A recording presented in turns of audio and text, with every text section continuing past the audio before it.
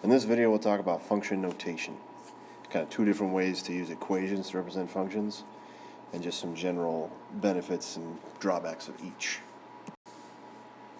So let's talk about equations for functions. So typically, we see something where we have y equals some amount of x's. Or maybe, there'd be 3x plus 1.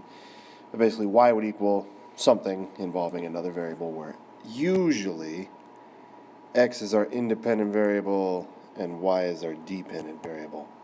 Usually. However, if I change it around, let's do half of y equals x. These two mean the same thing, and this would make it look like x is the dependent variable and y is the independent variable. So what mathematicians designed was function notation. The idea of using this f of x equals 2x. Now, for all intents and purposes, this means the same thing. And this notation here does not mean to multiply, even though it kind of sounds like it and it looks like it. I like to think of it as this is f, which is dependent upon x.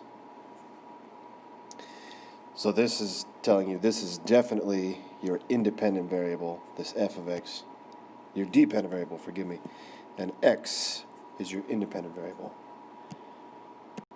So you would treat it just like you would with the x and y coordinate if you were to graph it. Instead of writing y, you just write f of x. So for a lot of intents and purposes, you can think of it just like y equals 2x. However, there's one exception. And this is one benefit of this notation, is say if I do f of 3. This would mean, okay, what happens to f, or y, when x is 3? And in this case, if we're going with the 2x, I would have 2 times 3.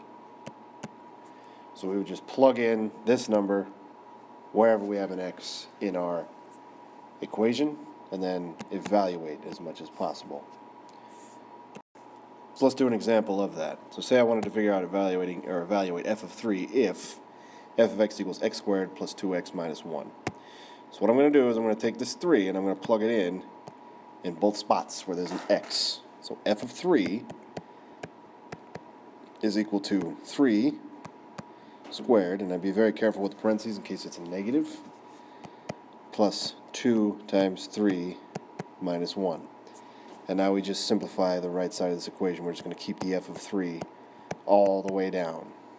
So we'll have 9 plus 6 minus 1.